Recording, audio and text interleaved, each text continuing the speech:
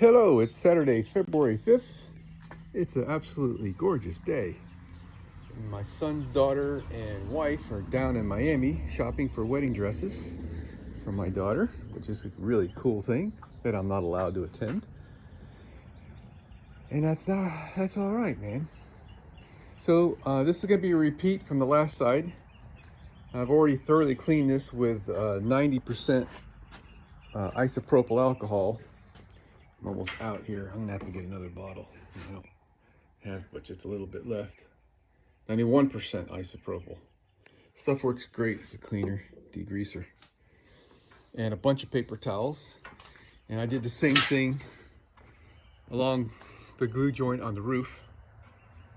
Took like 3 paper towels per span that I could reach, getting off all the oxidized paint and dirt and everything. So we're going to goop this thing up with Gorilla Construction adhesive. I went to the store and bought some extra tubes. So I got about a half a tube here. I'm going to get another tube ready. I'm not going to cut the top of it off, but I'm going to get my razor knife ready. So any delays and frustrating. I don't know where I left my razor knife.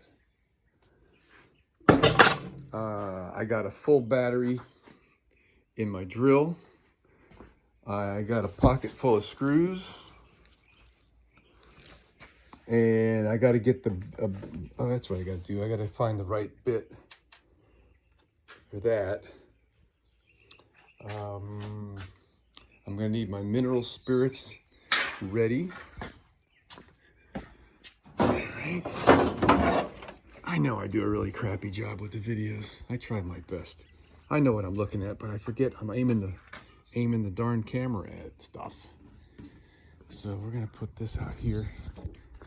We're gonna need the paper towels out here. Where are they? Try to keep 2 boxes of these things on hand, because I always run out. I always run out of one. So that way I run out. One of them gets empty before the other. Mineral spirit. Oh, and this little Bondo app. Oh, there's the cover for my alcohol. Maybe that'll save it from evaporating. This little Bondo application tool is absolutely perfect for scraping off the excess Gorilla Construction adhesive, and it's easy to clean. I'll just put this in my pocket, back pocket there. Okay, so let's get started. Okay, I know I mentioned this earlier, but I didn't really get into it, I don't think. So the holes I'm putting in the roof of the bus, it's rather substantial, I guess, steel, 16 gauge steel. It's not the best to be putting threads in, but that's why I've chosen to use a thread forming tap to do that. So this is the number 1032 thread forming tap that I'm using for the screws that are going in the bus. These are thread forming screws.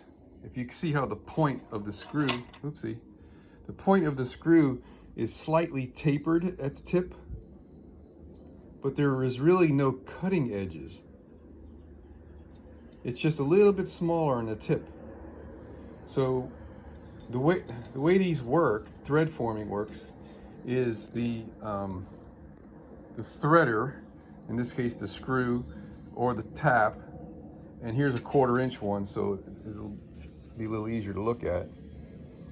It just forces its way in the hole, and the points of this squeeze the metal out and actually bends and deforms the metal outward away from the center of the hole, and then the metal deflects and bends and fills the voids into the valleys of this to some degree.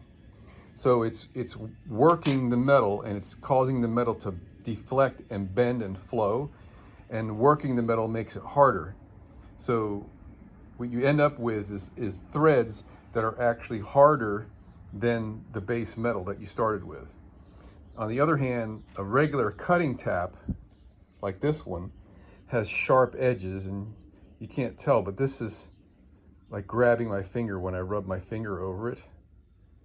And when you use this, you actually get metal shavings. It cuts the metal, so you don't get that hardening effect of the threads. It just cuts the helical groove in the hole. And where this one here, when I rub my finger, this is smooth. I don't really feel, I mean, I can feel that there's notches there. That's, you know, just for the, like the lubrication or whatever you want to put in there to help you do your threading, right? The notches don't really, there's no cutting edges on those notches. Let me see if I can zoom in really close on that. See, the cutting edges are like leaning back. If you look at the left side of that groove right there, that would be the cutting edge if it were a cutting edge tap. And they're maybe sticking straight up right there or slightly leaning toward the left. Where if you look at this one, the cutting edge is sharpened by this groove that's cut into it, where the cutting edge is leaning forward, making it really sharp to cut. So that's the difference on those. So all that being said, on this last piece that I'm installing right now, I had run the thread forming tap in every one of the holes just to make it easier to get the screws in and move forward. Now the screws are not being made super tight, but on I think I was using the low setting. I can't remember if it was low or medium. I'll know when I get up there and give it the feel, but the hammer is actually hitting a few times. So they're getting that tight, which is pretty tight for a number 10 screw. So they're doing a very good job, I think, of doing what they need to do to hold down these aluminum tracks. And for the most part, once the Gorilla Construction adhesive hardens up, these things will take a nuclear bomb to get off of there. But I'm confident that they're going to hold well. All right, this one went real easy. So that's all the paper towels I had to use to do the cleanup, and it could be twice as much depending on how much you goop the thing up and how quickly you work, because the Gorilla Construction adhesive sets pretty quick, starts to set pretty quickly when it's hot, and it's fairly warm out here right now. I'm sweating. So the scraper I was showing you, absolutely fabulous for scraping off the excess. And so many of those towels there are just full of gobs of the adhesive that I scraped off. Some of them feel like wet diapers. They're heavy.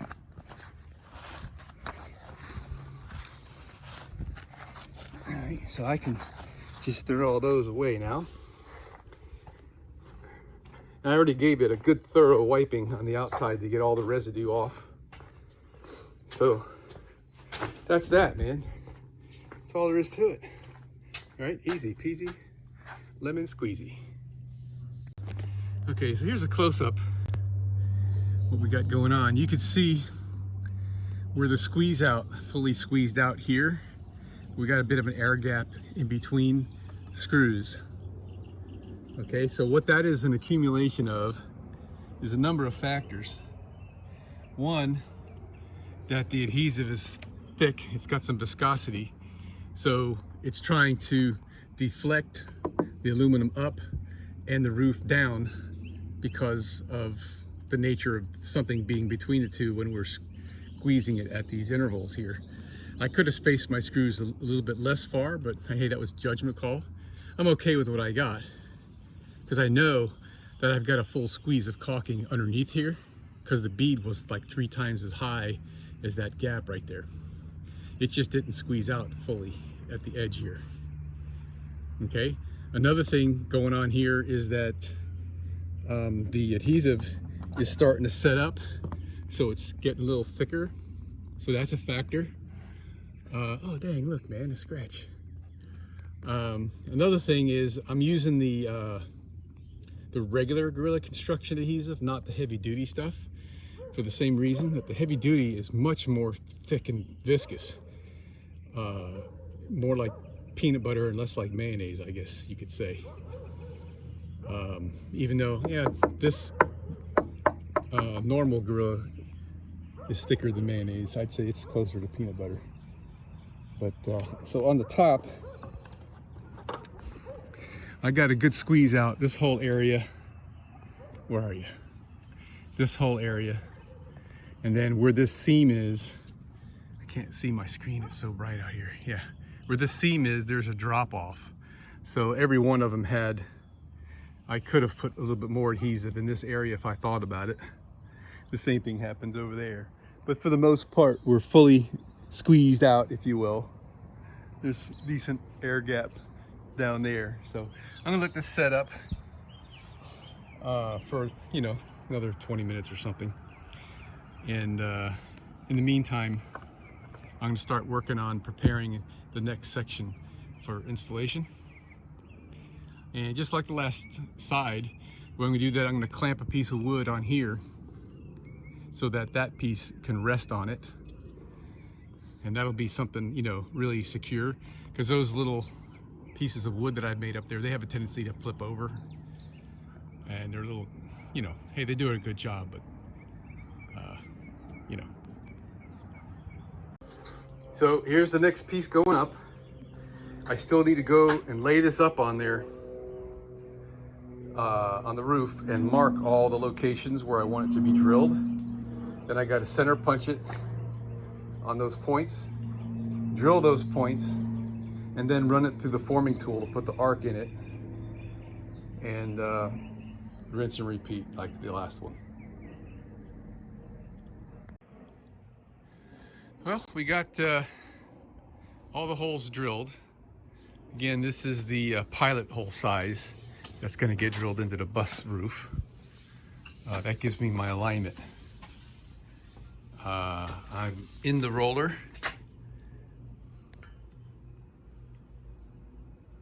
And I'm gonna crank this thing through. So this goes clean into the house by time, with this long one, by time I get all the way through it. So here goes.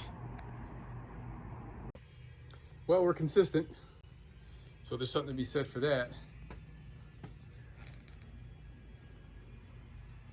It's a full 90 degrees worth of twist that I now need to undo. But we got the nice curve like we want. So fabulous. Okay, so I think we can straighten this out the rest of the way on the bus when we screw it on. That's pretty much what we did on the other side. I mean, we've got just about all the twist out of it. It's got a little bit of a wow to the left, but good enough, I think. Those little wooden, these little guys will keep me straight along the rain gutter of the bus, so I think we're good.